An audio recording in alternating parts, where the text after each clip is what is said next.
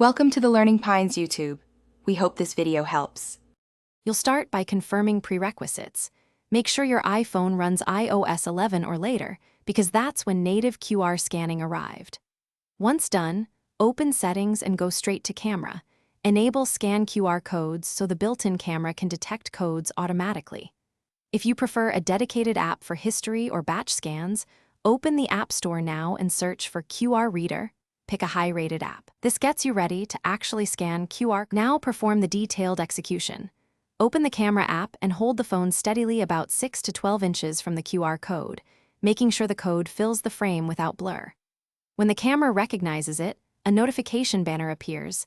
Tap it to open the link or perform the action.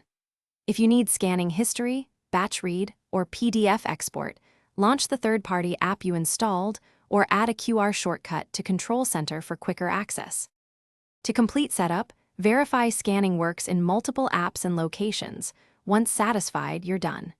If the camera fails to detect codes, restart the iPhone and make sure the lens is clean and unobstructed, since smudges and glare prevent detection. Also check exposure and focus by tapping the screen. If issues persist, reinstall the QR app or reset camera settings in Settings. One key troubleshooting tip: enable and disable scan QR codes.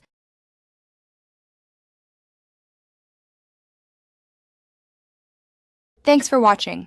Consider subscribing if we helped you.